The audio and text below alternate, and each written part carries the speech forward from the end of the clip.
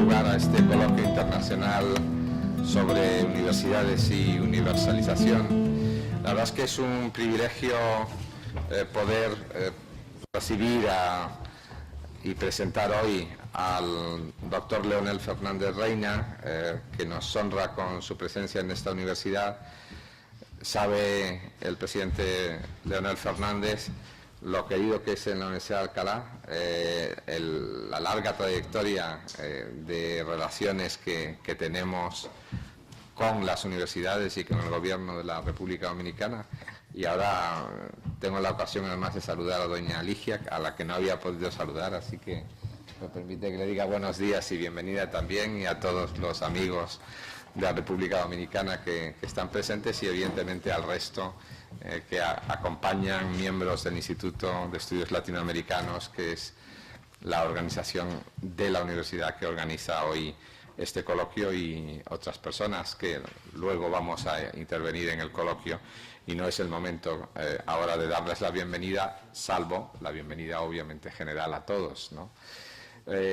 Yo creo que casi es innecesario presentar al presidente Fernández, pero algunas palabras tengo que decir. Don Leonel Fernández es uno de los líderes de pensamiento y políticos más destacados en América Latina y especialmente en la región del Caribe, como es lógico. Tuvo su educación primaria y secundaria en los Estados Unidos, pero la educación superior la hizo en la República Dominicana. Se doctoró en Derecho en la Universidad Autónoma de Santo Domingo con una tesis doctoral sobre el delito de opinión pública que mereció la máxima distinción de magna cum laude. Fue un estudiante premiado, distinguido en numerosas ocasiones por su expediente académico, por su brillantez en ese periodo, y en ese periodo además inició su actividad política, en primer lugar en el movimiento estudiantil, pero luego, siguiendo sobre todo a su maestro, a don Juan Bosch, participó en la fundación del Partido de Liberación Dominicana, el PLD, con el que más adelante concurriría a elecciones. Ha sido presidente de la República Dominicana en 3 mandatos, del año 1996 al 2000 fue su primer mandato, del 2004 al 2008 y luego del 2008 al 2012. Y si me permiten, se podría destacar desde luego muchas facetas de la actividad política del presidente Fernández, pero en este ámbito en el que estamos, y también en concreto por el día de hoy y los temas que vamos a abordar, déjenme que comente que una de sus prioridades en la acción política ha sido siempre, desde el primer mandato, la educación. Yo creo que se recuerda especialmente, presidente, el hecho del que en ese primer mandato, del 96 al 2000, se dedicaran tantos recursos y se enfocara buena parte de la política educativa a las tecnologías de la comunicación, especialmente dotando a las escuelas públicas de secundaria de laboratorios de informática, de medidas al mismo tiempo que promovieran la lectura y que incentivaran a los estudiantes más desfavorecidos. Y me parece que a partir del segundo y en tercer mandato se puso también mucho énfasis, y eso sí que me gustaría destacarlo hoy, además de la extensión por todo el país de los equipamientos informáticos, la creación de una base sólida en educación superior y en ciencia, tecnología e innovación. Yo creo que ese es uno de los elementos más característicos de la acción de gobierno de ese segundo y tercer mandato en el aspecto que concierne a la educación superior y a la ciencia. Se creó el Parque Cibernético de Alta Tecnología, la Comisión Internacional Asesora de Alta Tecnología, y yo creo que eso se nota claramente en la realidad actual de la República Dominicana, que es un país que destaca en la región, especialmente en este ámbito. a nosotros en esta universidad, y debo decir que en general en todo el sistema universitario español, tenemos una vinculación con universidades dominicanas y con muchos estudiantes dominicanos a través del Ministerio de Educación Superior, Ciencia y Tecnología de la República Dominicana, gracias al impulso que desde ese momento se dieron a acciones de colaboración entre universidades y entre el Ministerio y universidades españolas. Son varios cientos los estudiantes dominicanos que han pasado por estas aulas. Hay un máster internacional en gestión universitaria que han hecho muchísimos líderes de universidades y también de centros públicos que se dedican a la actividad pública en República Dominicana y que se ha impartido en esta universidad y con presencia, lógicamente, también en República Dominicana en distintos periodos. Y quiero pues agradecerle al presidente Fernández, que además es un destacado académico. Yo he destacado obviamente la parte que concierne a su actividad política, pero ya dije antes que fue doctor en Derecho, esa es su formación inicial, y luego pues ha seguido escribiendo, publicando. Hay varios libros como son Los Estados Unidos del Caribe, de la Guerra Fría al Plan Reagan, Raíces del poder usurpado, el que antes mencioné, El delito de opinión pública, entre otros, y ha sido además distinguido con numerosos premios y reconocimientos internacionalmente en universidades de mucho prestigio, la Sorbona, Harvard, el Instituto Tecnológico Stevens de New Jersey, la Universidad Hankook de Corea del Sur, etcétera, que le han entregado doctorados honoris causa u otro tipo de distinciones, ¿no? Y nos honramos nosotros también en Alcalá de haberle entregado al presidente Fernández nuestra medalla honorífica de oro, que es la máxima distinción que concedemos. Hace 2 años, presidente, porque fue en noviembre del año 2014, así que estamos hoy muy contentos en darle la bienvenida de nuevo a esta que es su casa, para que pueda dictar la conferencia El futuro de la educación superior. Tiene la palabra el doctor Leonel Fernández.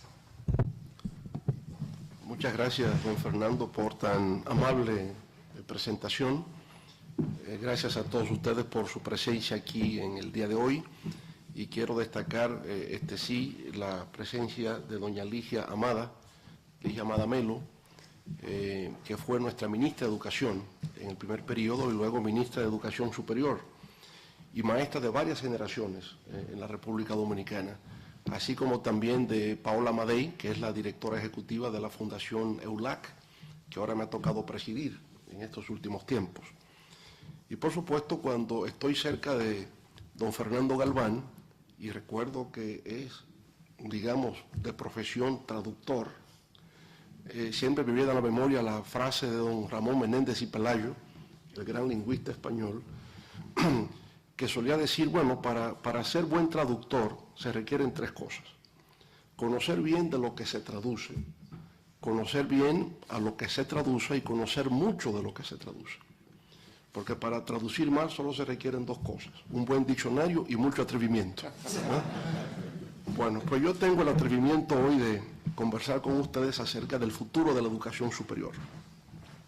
Y lo que me anima fundamentalmente es el hecho de ver, digamos, lo que es América Latina y el Caribe hoy día. Una década atrás vivíamos nuestra edad de oro. América Latina estaba creciendo 5,5% promedio anual, y se hablaba de que ya se había generado el gran despegue. Sin embargo, en los últimos 2 años hemos tenido una caída brusca, abrupta. Estamos creciendo tan solo a 0,5%. Entonces, bueno, viene la pregunta: ¿por qué esto? ¿No? ¿Por qué estas fluctuaciones, estas oscilaciones, esta inestabilidad en lo que tiene que ver con el futuro de América Latina? Y lo que resulta claro es que nuestro desarrollo ha descansado mucho en exportación de materias primas sin valor agregado. Y por lo tanto el futuro nuestro consistirá en un incremento de competitividad, de productividad y de innovación. Y cuando hablamos de eso, en el fondo estamos hablando de conocimiento. Y hablar de conocimiento es hablar de universidades y centros de investigación. Por tanto, el futuro nuestro, el futuro de América Latina, dependerá de la calidad de sus instituciones de educación superior, de cómo nos vinculamos al mundo real a través de empresas, el cómo podemos crear bienes y servicios con mayor valor agregado y un rol de las universidades que tiene que ver con investigación aplicada, ciencia aplicada. En ese contexto, pues permítanme compartir con ustedes algunas reflexiones acerca de lo que debe ser el futuro de la educación superior, empezando con una especie como de diagnóstico de lo que ha sido la educación superior en los últimos 50 años. Y por eso hablamos de tendencias globales de la educación superior, sobre todo a partir de lo que ha sido la segunda conferencia mundial de educación superior de la UNESCO, que le llamó Tendencias Globales en la Educación Superior, siguiendo una revolución académica, ¿no? Y lo que vemos es que ha habido profundas transformaciones en la educación superior, sobre todo en la segunda mitad del siglo XX. Y esto empieza con el fenómeno de la masificación. La masificación, la globalización y, en tercer lugar, la revolución digital que hemos tenido. En lo que respecta a la masificación, sabemos que las instituciones de educación superior han pasado básicamente por tres etapas. Una primera etapa que era básicamente elitista, ¿no? La educación no estaba destinada a todos. La educación siempre fue el privilegio de unos pocos, hasta que se entiende justamente en Estados Unidos y aquí en Europa que se requiere abrir el sistema educativo a todos. Y entonces empieza ese proceso de educación de élites hacia un proceso ya de educación de masas. Empieza en el K12, o sea, desde el kinder al 12º grado, y ya posteriormente también en las universidades. Entonces pasamos de un sistema educativo de élites a un sistema educativo de masas. Y ya en los últimos tiempos la aspiración es de acceso universal. Por eso hablamos de la universalización del acceso a la educación superior, ¿no? Bueno, el fenómeno de la masificación, por supuesto, ha tenido que ver con factores demográficos. La población ha crecido y ese crecimiento de la población genera nuevas demandas sociales y se requiere personas con mayores niveles educativos. En el 2010, hace tan solo 6 años, se consideraba la población estudiantil universitaria a nivel mundial en 150 millones de estudiantes. Para el 2025 se estima que llegaremos a la cifra de 262 millones de estudiantes. Es decir, que en tan solo 15 años se va a experimentar una explosión demográfica en términos de presencia estudiantil a nivel de educación superior. Esto ha sido motivado obviamente por el proceso de urbanización que se vive en todas partes, ¿verdad? El mundo rural cada vez se achica y hay un proceso de migración interna desde el campo hacia las ciudades.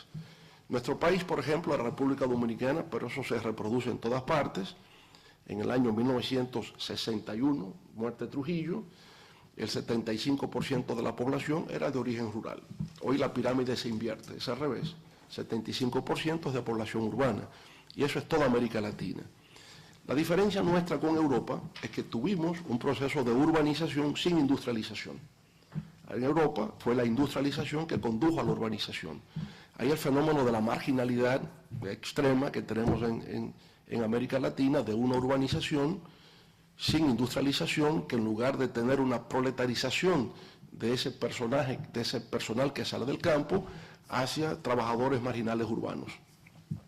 Bueno, otro factor que tiene que ver con esa masificación de la educación superior es el incremento de la participación femenina. Ya incluso la participación femenina resulta ser mayoritaria en la educación superior. Y el incremento de esa matrícula de estudiantes se viene observando desde los años 60 en Estados Unidos, sobre todo porque este fenómeno de la masificación empieza en Estados Unidos, y ya en el 60 tenían un 40% de acceso de la población estudiantil a nivel de educación superior. En Europa, Japón, hablamos ya de los años 80 que empieza este fenómeno, y en América Latina China e India en la década de los 90. Pero como vemos, es un fenómeno que se acelera continuamente y que parece no tener, digamos, un límite. Esa masificación genera nuevos desafíos a la educación superior, empezando con formas de financiación. La tradición ha sido en Europa, ¿verdad?, que es el Estado el que cubre. En el mundo norteamericano ha prevalecido instituciones mixtas. El Estado subsidia, pero también estudiantes pagan la matrícula y cubren otros gastos. Bueno, la masificación está generando fuertes tensiones de cómo se puede continuar sufragando, y entonces lo que se ve es que el Estado por sí solo ya no puede continuar con los gastos que genera el sistema de educación superior. Por tanto, ha habido un incremento de universidades privadas. Eso se ve en todas partes del mundo. Y con eso, al mismo tiempo, una diversificación de la oferta académica, que ya no solamente es la tradicional universidad que enseña Derecho, Medicina, Arquitectura, Ingeniería, sino que también hay estudios postsecundarios, ¿verdad? Institutos técnicos vocacionales, porque ya no solamente se está viendo el factor académico per se, sino el tema de la generación de empleos, el cómo el estudiante egresado se inserta en el mercado laboral. El tema de la empleabilidad va ocupando un rol fundamental en esta etapa de masificación y de existencia de instituciones de educación privada. Por tanto, hay un cambio de paradigma en todo esto. La educación, que siempre se concibió como un bien público, ahora se va viendo también como un bien privado. Y el efecto quizás más perjudicial de un proceso masivo de creación de instituciones privadas es una disminución de los estándares académicos, porque muchas de estas universidades privadas no tienen la calidad o el nivel académico requerido, sino que, digamos, son universidades que mercantilizan la educación y no contribuyen a crear una educación de calidad como es la aspiración, ¿verdad?, de todo el que llega a ese nivel de educación terciaria. Bueno, conjuntamente con el fenómeno de la masificación a que he hecho referencia, está el factor de la globalización de la educación superior. Generalmente, cuando se habla de globalización, se tiende a creer que es específicamente un fenómeno económico. Se habla siempre de la interdependencia e interconexión, de la integración de las economías del mundo. La famosa frase de Marshall McLuhan, ¿no? El mundo se ha convertido en una aldea global. Pero la globalización tiene múltiples dimensiones.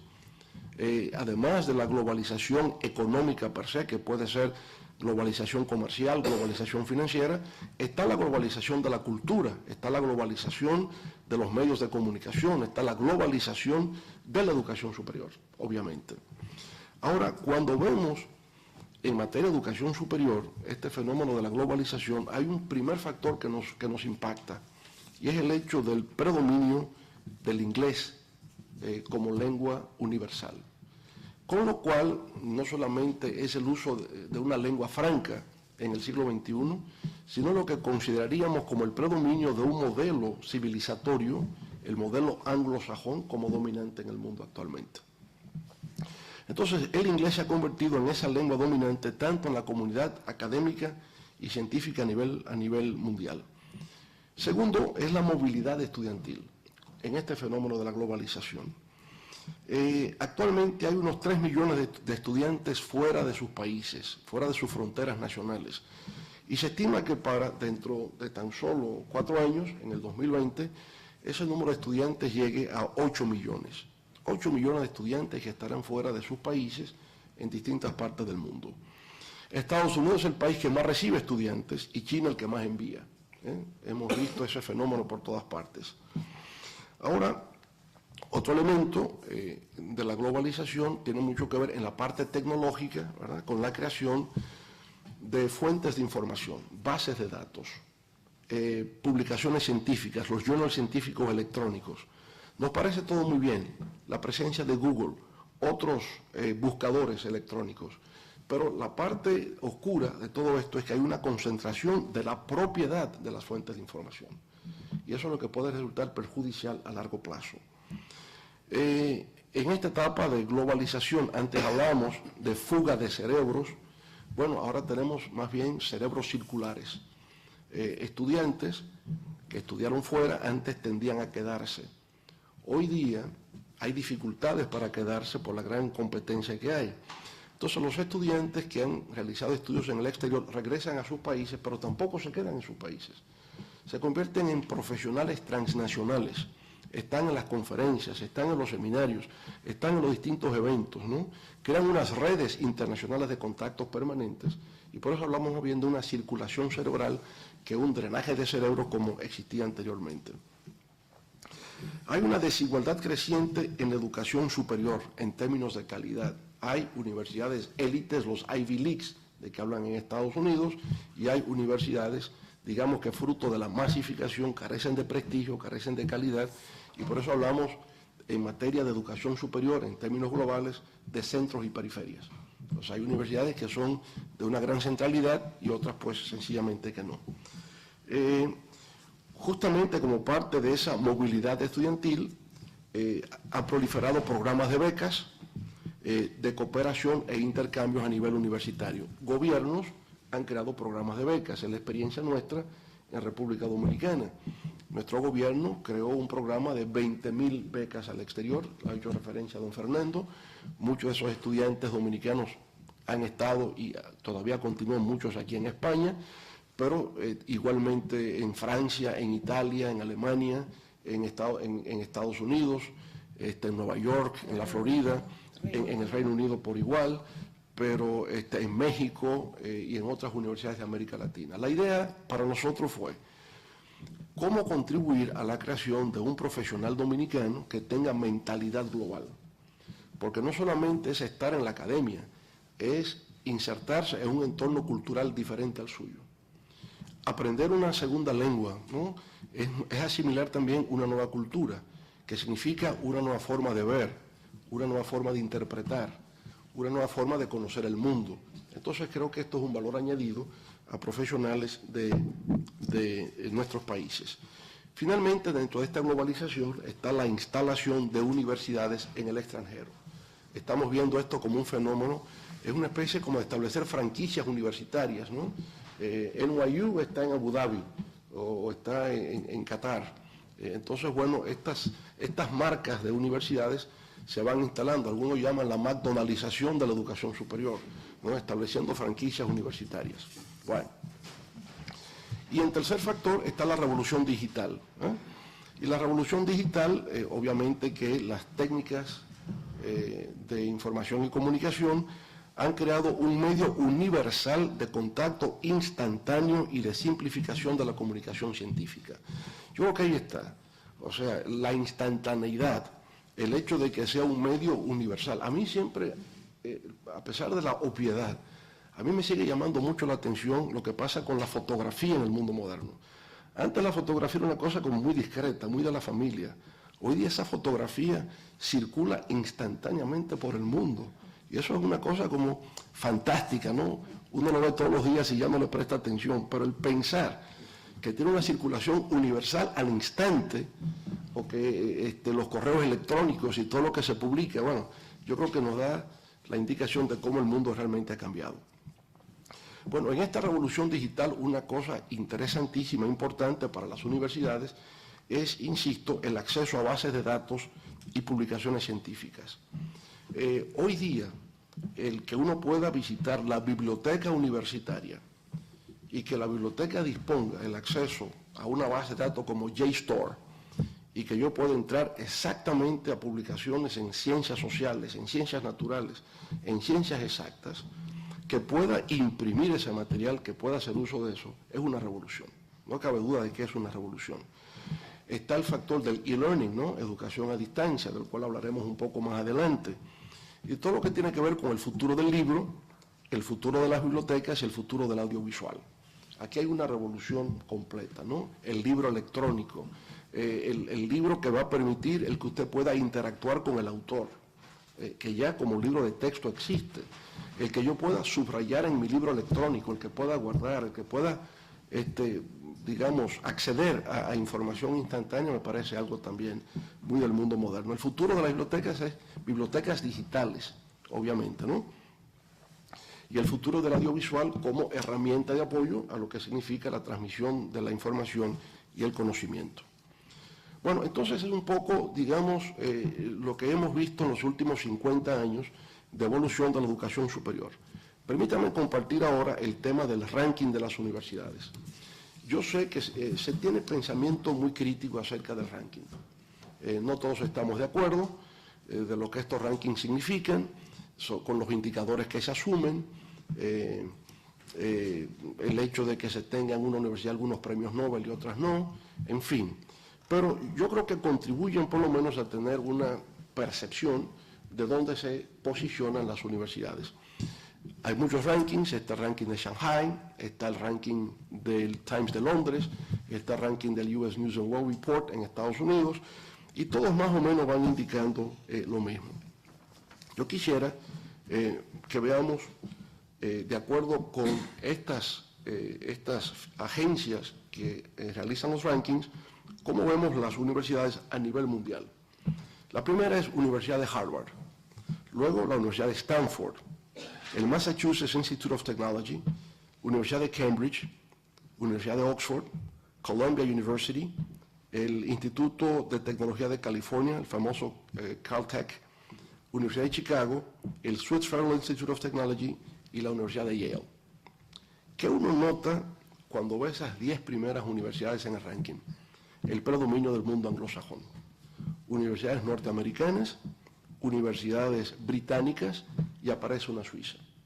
Pero está claro que no solamente es el inglés como idioma dominante, sino que está esa hegemonía, si se quiere, esa prevalencia del mundo anglosajón en el siglo XXI. ¿Cómo veríamos ahora las universidades iberoamericanas, cómo se posicionan y cómo están con respecto al ranking mundial? La primera que aparece es la Universidad de Barcelona. Y la Universidad de Barcelona es la número 122 en el ranking mundial. Luego, la primera de América Latina, Universidad de Sao Paulo, la número 138 en el ranking mundial. Universidad Autónoma de Barcelona, aparece el número 222 en el ranking mundial. Complutense de Madrid, 224. Universidad de Lisboa, 275. Universidad de Valencia, 278. Universidad Autónoma de Madrid, 296. Universidad de Navarra, 324. Universidad Federal de Río de Janeiro, 327. Universidad de Porto, 331. Universidad Nacional Autónoma de México, la UNAM, 341. Universidad de Buenos Aires, 372. Pontificia Universidad Católica de Chile, 381. Universidad Pompeu Fabra, 390. Universidad de Santiago de Compostela, 393. Universidad de Granada, 394.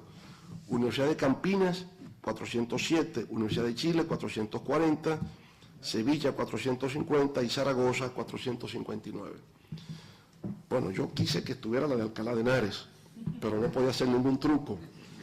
Tampoco apareció la Autónoma de Santo Domingo. Así que... Pero aquí observamos lo siguiente también. En América Latina predominan las brasileñas. Son las universidades de Brasil las que están dominando. Y luego, pues sigue México, la UNAM de México, no figurará ahí el Tecnológico de Monterrey, pero también es de las primeras. Y el resto estamos entre Chile, Argentina y Colombia. El resto no existe. Entonces ese es el tema nuestro.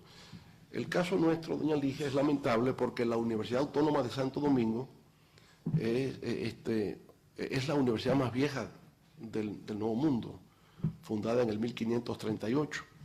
En el 2038 cumpliremos 500 años de haberse fundado. Y uno de los esfuerzos que queremos hacer justamente, lo hemos estado conversando con miras al 2038, cuando festejemos el 5º centenario de la universidad, originalmente Santo Tomás de Aquino. Queremos que sea una universidad que esté posicionada por lo menos en el ranking iberoamericano. ¿Verdad? Bueno, otra cosa que observamos, ¿verdad? Universidad de Barcelona, digamos, y la Autónoma de Barcelona ocupan un lugar de mucho prestigio, y luego Madrid, la Complutense de Navarra, etc. pero estamos viendo que las universidades iberoamericanas, las españolas y las de América Latina y Caribe, en este momento están ocupando un rango medio. O sea, dentro del ranking mundial es un rango medio. Y por tanto, el esfuerzo que tenemos que hacer, mirando hacia el futuro, es cómo posicionamos nuestras universidades para que aparezcan en los primeros rangos. Porque después de las británicas y norteamericanas, lo que estamos viendo es la alemana, universidades alemanas, y de manera muy interesante, universidades holandesas se están posicionando muy bien, y australianas. Entonces yo creo que en el mundo iberoamericano, o sea, la cultura hispanoparlante, la cultura portuguesa, indudablemente que tiene que moverse un poco hacia arriba en ese ranking para poder competir a nivel mundial. Uno de los elementos que se toman en consideración para estos rankings es las investigaciones que realizan las universidades. Y aquí lo que vemos es que, obviamente, América del Norte y Europa Occidental dominan al tener 4.000 investigadores por millón de habitantes. Luego, América Latina y el Caribe, como pueden observar en esta gráfica, ¿verdad? América Latina y el Caribe está teniendo unos 400 investigadores por millón de habitantes.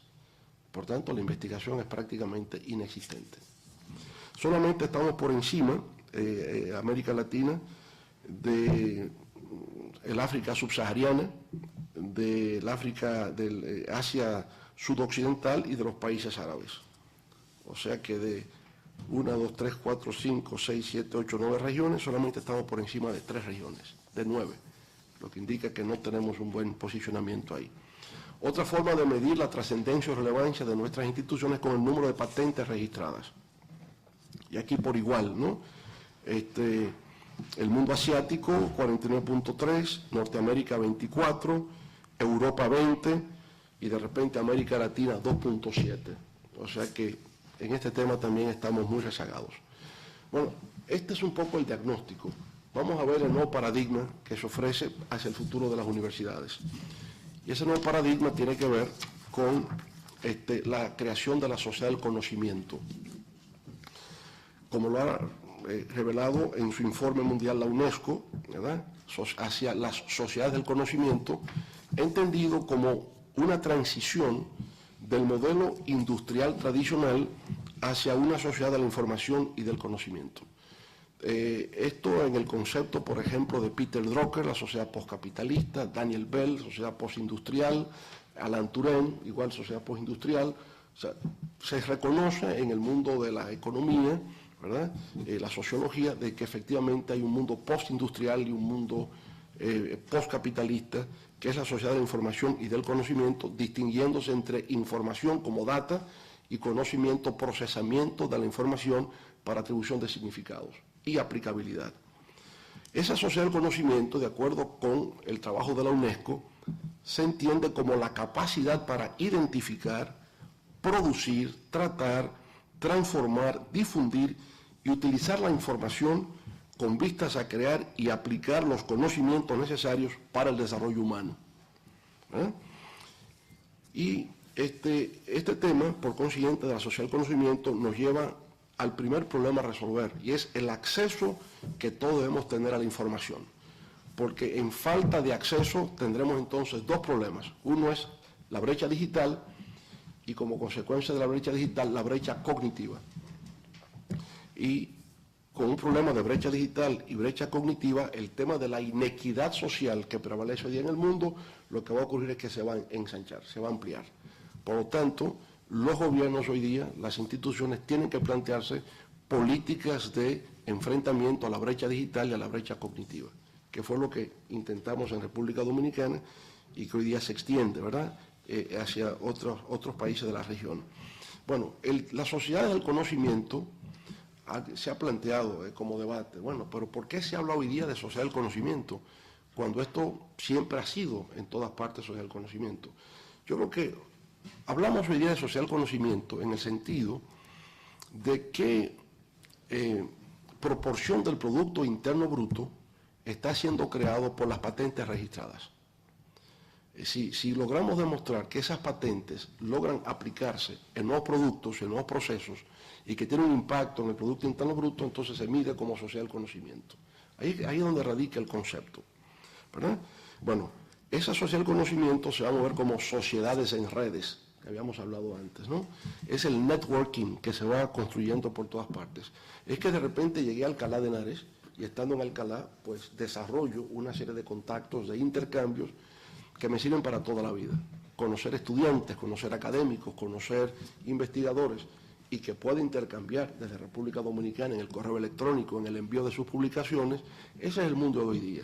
Participo en una conferencia profesional porque conozco gente, conozco nuevos investigadores, conozco lo que están publicando, conozco la bibliografía puesta al día, me llevo esa información y es lo que permite el enriquecimiento intelectual y profesional. Y finalmente, esta social conocimiento nos conduce a una cultura de la innovación y a una demanda del conocimiento como forma de aplicación para solución de problemas. Como parte de la social conocimiento tenemos el e-learning, ¿no? La educación online. Y este e-learning, obviamente, como todos sabemos, empezó a desarrollarse durante los años 70 dentro de la cultura hacker. Hoy día la palabra hacker o palabra hackeo tiene una connotación negativa, ¿no? El que hace el hacking es el que penetra ilegalmente al sistema computacional, pero originalmente no fue así. No, la cultura hacker tenía como objetivo disfrutar de un desafío intelectual que representaba explorar más allá del límite de las cosas, ¿no?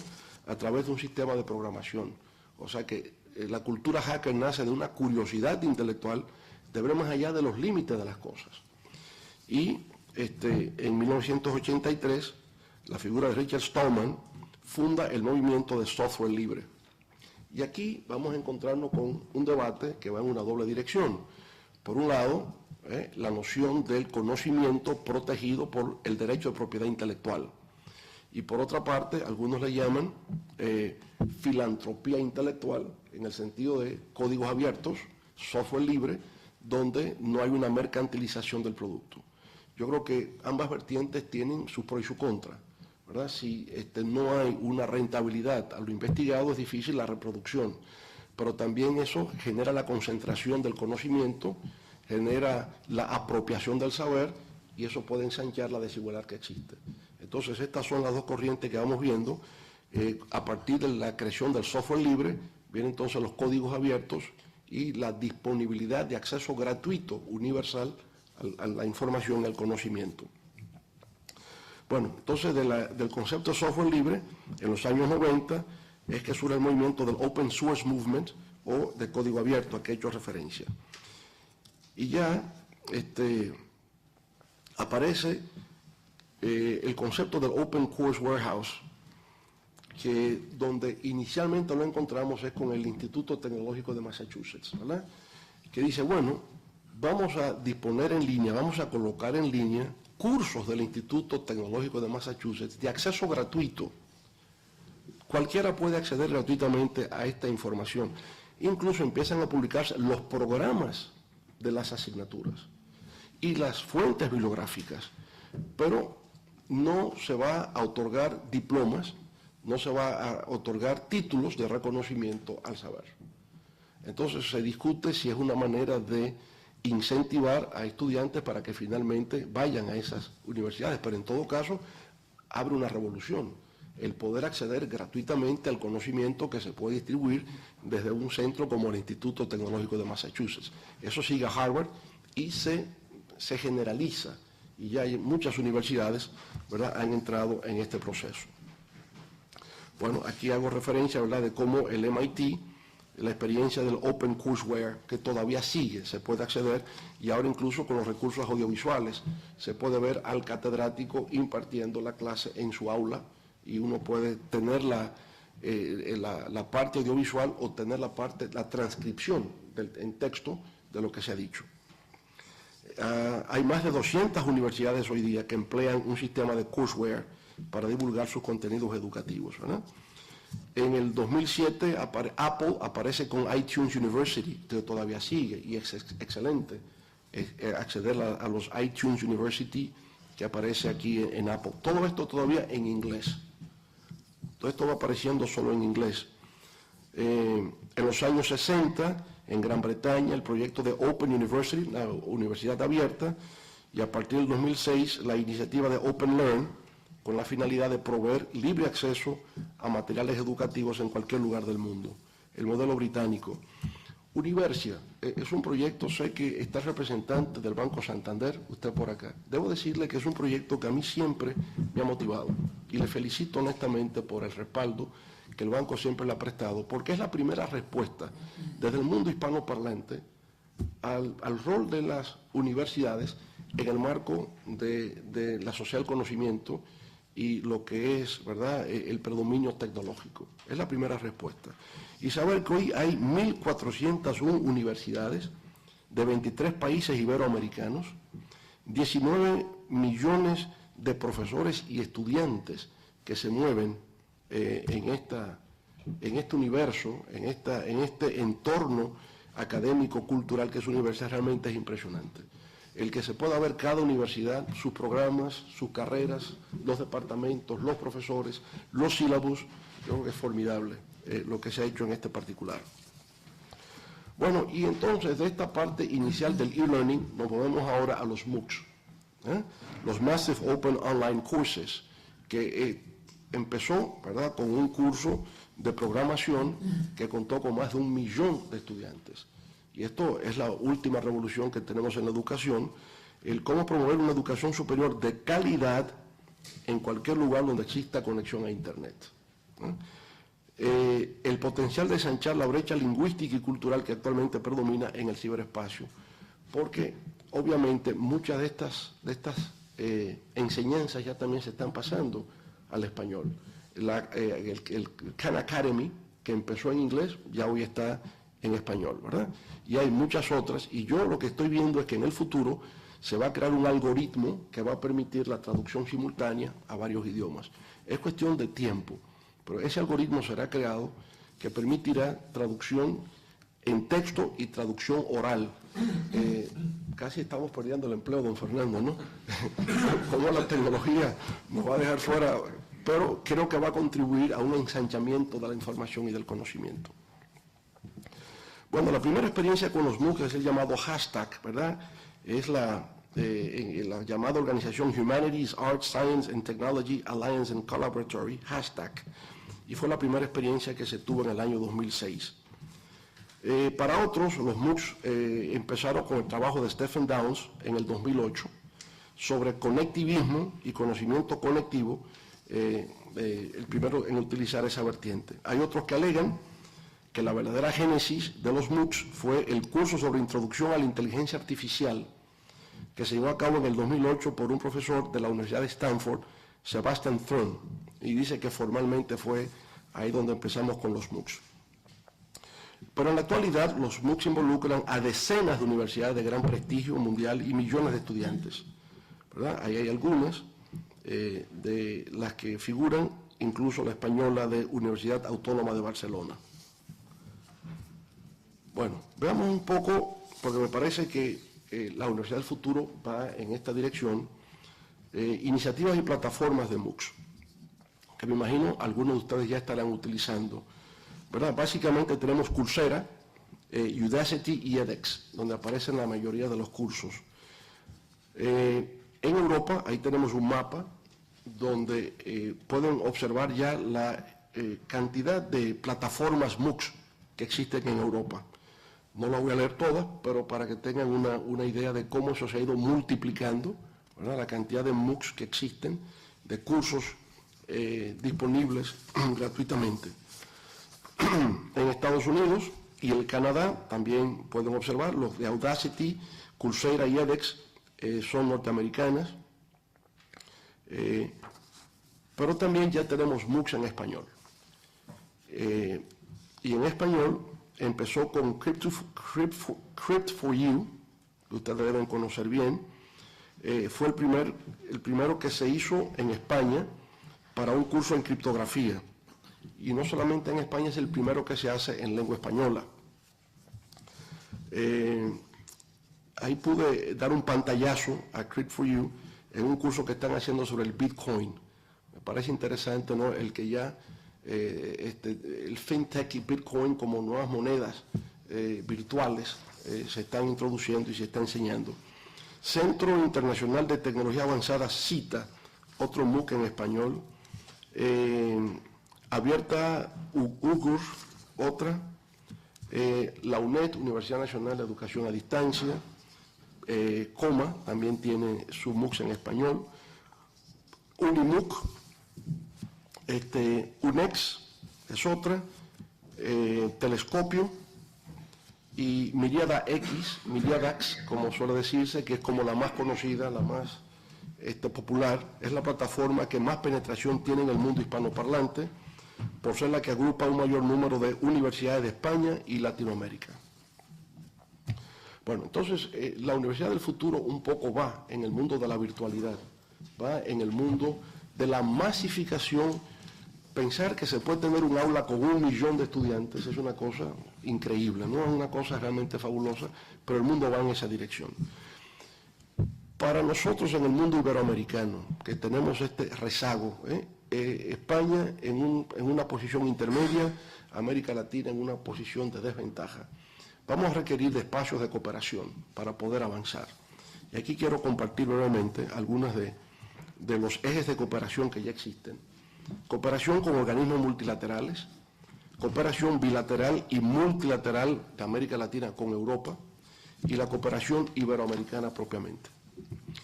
En cuanto a la cooperación con organismos multilaterales, el Banco Interamericano de Desarrollo tiene una división de ciencia y tecnología y dispone de recursos a los gobiernos y a instituciones privadas de inversión y préstamos.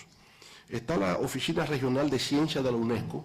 Sabemos que cada país tiene una oficina de la UNESCO y existe también la regional.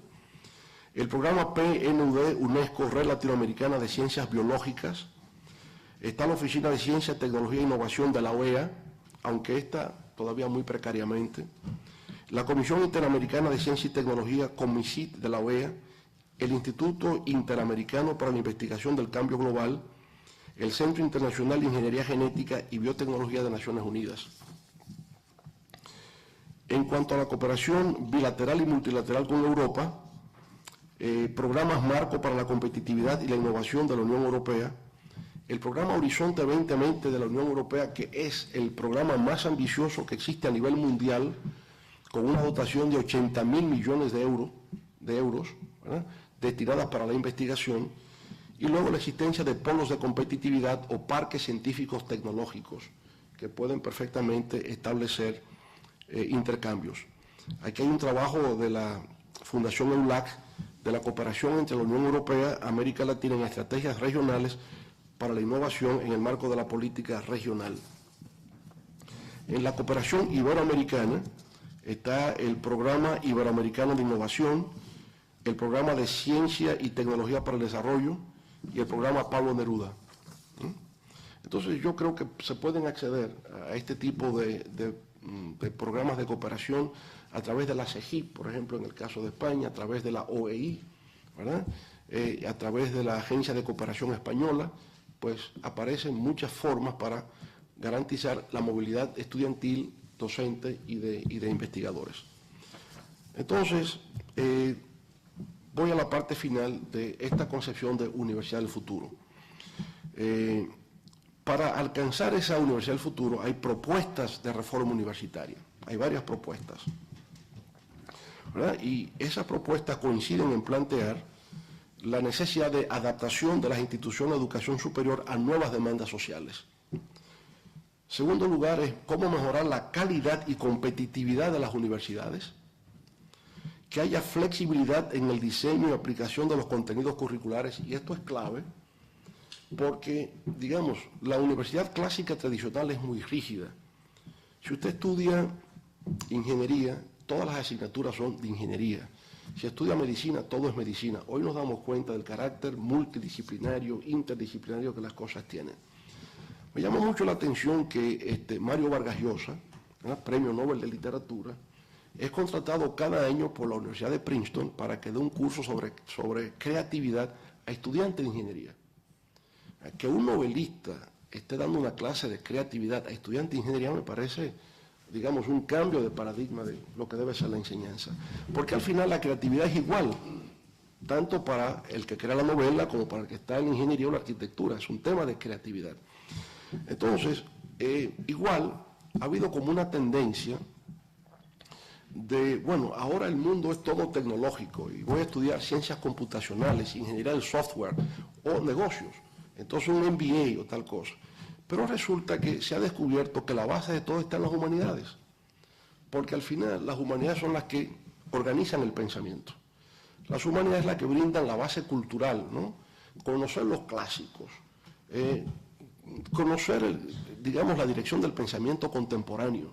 Eso es fundamental, porque el programador de computadoras que solamente sabe codificar y desconoce lo que ocurre en el mundo está desconectado. Es poco lo que puede hacer. Hay aquella famosa anécdota de que le preguntan a un señor, bueno, ¿y su hijo en qué se graduó? Y dice, es médico, mi hijo es médico. ¿Y en qué se especializa? Bueno, en otorrinolaringología. ¿Y qué cosa es esa? Dice, eso estudia la nariz, la garganta y los oídos. Y dentro de eso él se especializa en la nariz. Y la nariz se especializa en el cuadrante derecho. Bueno, pues no sabe de nada, ¿verdad? Porque solamente sabe del cuadrante derecho de la nariz, no sabe de nada. La necesidad de un mundo interdisciplinario, transdisciplinario y multidisciplinario. Ese currículo flexible, adaptable, que incluya asignaturas de diferentes áreas del conocimiento. Bueno, lo otro es la facilidad de financiación de los estudios de educación superior. Además de las becas, están los préstamos estudiantiles, está el trabajo a medio tiempo de los estudiantes, pero también el tema es de las instituciones universitarias. ¿De dónde vendría el dinero para atender un número creciente de estudiantes? Ese es el tema, ¿verdad? Aquí hay que buscar una solución. Y por supuesto, nuevas formas de organización institucional. Nosotros tenemos mucho el cogobierno estudiantil, eso no ha dado siempre buen resultado. La gobernanza de las instituciones superiores tiene que replantearse para que, digamos, puedan ser sostenibles. Las propuestas de esa reforma han venido por diferentes instituciones y mi sugerencia es cómo estudiarlas en detalle. La UNESCO, en los 2 congresos mundiales de educación superior, ha hecho algunas propuestas. La OEI, por igual, la OCDE en París, la Unión Europea, el proceso de Bolonia, ¿verdad? La creación de un espacio común de educación superior en Europa, es una experiencia a ser tomada en cuenta. Ahora se plantea la creación de un espacio común de educación superior Unión Europea, América Latina, Caribe, que implicaría el tema de la homologación de títulos, acreditación, convergencia, etcétera, ¿verdad? Movilidad estudiantil. Bueno, yo creo que es un poco aprendiendo lo que ha sido Bolonia, extendiéndolo al marco Unión Europea, América Latina, Caribe. El programa de Erasmus, que movilizó miles de estudiantes en Europa, ahora es Erasmus Mundus, que implicaría también estudiantes fuera de Europa a que se beneficien de estos programas de intercambio. Bueno, en Francia, el informe de Jacques Attali, ¿verdad?, de reforma universitaria. En Gran Bretaña fue el informe de Ron Deering, de una propuesta a la reforma educativa en el Reino Unido. En Estados Unidos el de Ernest Boyer sobre educación superior. Y en América Latina propuestas provenientes de la Unión de Universidades de América Latina, UAL, y de la Organización Universitaria Interamericana, que vincula las universidades de América Latina con las norteamericanas. Ahí hay para estudiar una gran cantidad de documentos y textos que van indicando por dónde deben ir las propuestas de reforma universitaria. Lo que está claro es que en el siglo XXI la educación superior debe ya tener una serie de características, empezando por una universalización de la educación. Esa innovación educativa y flexibilidad curricular que acabamos de hablar. Tiene que darse el trabajo multidisciplinario, interdisciplinario y transdisciplinario que también acabamos de referir. El desarrollo de redes de conocimiento, incorporación de tecnologías de la información y comunicación, la renovación de la organización y formas de gobierno en las instituciones de educación superior y la construcción de espacios comunes de educación superior e investigación. Habilidades y destrezas a desarrollar. La primera de todas, curiosidad. Si se carece de curiosidad intelectual, el resto no existe, ¿verdad? Creatividad, imaginación, pensamiento crítico, capacidad de solución de problemas, capacidad para tomar decisiones, liderazgo, trabajo en equipo, dominio de lenguas extranjeras, capacitación tecnológica y capacidad de comunicación oral y escrita. Nuevas áreas de enseñanza e investigación, industria aeronáutica y aeroespacial. Ahora, sobre todo, España, que tiene una industria automotriz, la existencia de vehículos sin conductores, ¿verdad?, que es la nueva modalidad.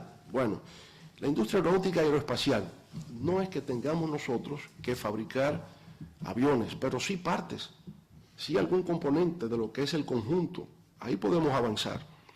Tecnología de la información y comunicación, desarrollo de software, biotecnología, inteligencia artificial, ciberseguridad y defensa, Internet de las cosas, la robótica, energías renovables. Y todo esto como parte de lo que ha de ser la cuarta revolución industrial de la que nuestras universidades deben formar parte. Bueno, termino con una reflexión, y es que la diferencia entre países desarrollados y países en vía de desarrollo se ha fundamentado tradicionalmente en el desigual desarrollo económico. En el siglo XXI esa diferencia se produce básicamente en la brecha de información y de conocimiento que se genera entre las naciones.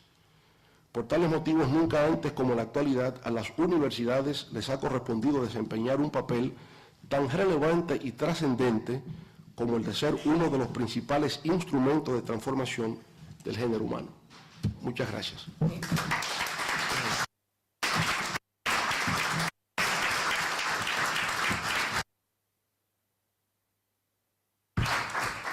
Muchas gracias, presidente, por esta cantidad y variedad tremenda de reflexiones, de datos que nos has proporcionado esta mañana, que va a ser, yo creo, la base fundamental para el debate en un grupo más pequeño que vamos a tener a continuación. Pero no quiero, con el público asistente, dejar de abrir un pequeño turno de preguntas, o si alguien evidentemente quiere preguntar o comentar algún aspecto de los muchos que se han planteado en la presentación del doctor Leonel Fernández. Sí, por favor, Juan Pablo Espera. Muy buenos días a todos. Un placer estar aquí con nuestro magnífico rector, nuestro amigo. Presidente, muchas gracias por el privilegio de poder escucharlo aquí entre todos. Yo creo que ha sido una mañana memorable, porque usted ha logrado integrar lo que escuchamos, pero de forma, yo diría, muy fragmentada, pero usted ha logrado, aquí la ministra que conocimos en Dominicana, con quien interactuamos también sobre estos temas, ¿verdad, ministra? En aquel entonces, ahora seguimos con el nuevo ministerio en Dominicana y en toda Iberoamérica, pero enhorabuena, parabéns, como decimos en Brasil. Y yo quisiera poner de relieve un aspecto que usted menciona y me dio mucho gusto verlo aquí, que es el Espacio Iberoamericano del Conocimiento, que lo compartimos con la CEGIP, por cierto, y con el CUIP, y ahora en la cumbre de presidentes y jefes de Estado en Cartagena, pues ayer se lo comentaba a Rebeca en Casa América, donde nos encontramos, la extensión de demandas que tenemos desde la cumbre al Espacio Iberoamericano del Conocimiento. Y creo que desde ahí luego tendremos la oportunidad de conversar un poco, pero desde el Espacio Iberoamericano, para quien no lo conoce, este es el espacio precisamente a partir del cual integradamente nosotros trabajamos estas tres instituciones, la OI, la CEGIP y el CUIP, en diferentes programas, o sea, en el campo de la ciencia, en el campo de la educación superior. Y hay un reto que me llama mucho la atención, que usted lo menciona también, que lo perseguimos desde hace muchísimos años en América Latina, que es el tema de las acreditaciones, el reconocimiento de títulos, de diplomas, las revalidaciones, que tenemos que reconocer. El otro día lo discutíamos, ¿verdad, Paola? No se ha logrado. O sea, este es un reto que tenemos, las universidades españolas lo viven directamente, nosotros en América Latina, porque vienen miles de estudiantes acá y cuando se regresan es un drama. Yo he sido una de esas víctimas porque salí de mi país como profesor universitario en Inglaterra a hacer mi doctorado con una beca del gobierno brasileño, y luego cuando regreso me dice, su título no vale. Digo, hombre, pero si me dieron tiempo, permiso en la universidad, el Ministerio de Educación me dijo, váyase, esta es una buena universidad, pues aquí está mi título. Ahora tiene que someterse a una universidad brasileña que tenga el título equivalente y a ver qué dice. Bueno, afortunadamente me lo revalidaron, pero ¿qué pasa si de repente la universidad dice, oiga, este no está completo? ¿Y qué hacemos? O sea, ahí yo creo que hay un reto enorme. Y Fernando ha estado muy directamente involucrado en este aspecto, muy activo. Yo creo que desde aquí podríamos y deberíamos, y creo que la Fundación OLAC está muy involucrada en ello, y los rectores de las universidades iberoamericanas, para que avancemos en esa dirección. Y creo que todos juntos podemos avanzar muchísimo. No les voy a preguntar cómo hacerlo, porque es un proceso, pero seguramente que usted tendrá buenas ideas con toda su experiencia y esta actividad tan intensa en el campo de la educación en Iberoamérica, ¿verdad? Muchas gracias por el privilegio. Usted sabe que justamente el principal desafío que tenemos en la Fundación EULAC, en lo que tiene que ver con el tema de educación superior, es justamente cómo lograr la convergencia en términos de acreditación, homologación y reconocimiento de títulos.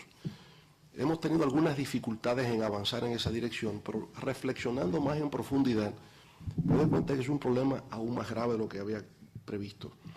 Porque en el marco del proceso de Bolonia, aquí en Europa, el problema se da entre universidades europeas. Y recientemente me reuní con el director de la UDUAL en México, ellos tienen la sede en la UNAM, y me dice, ese es un problema de las universidades de América Latina inclusive.